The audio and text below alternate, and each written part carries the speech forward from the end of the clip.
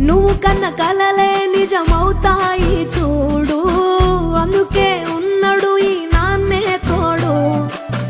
దశరథ మహారాజే నాన్నై పుట్టాడు, నువ్వు రాముడంత ఎదగరనేడు.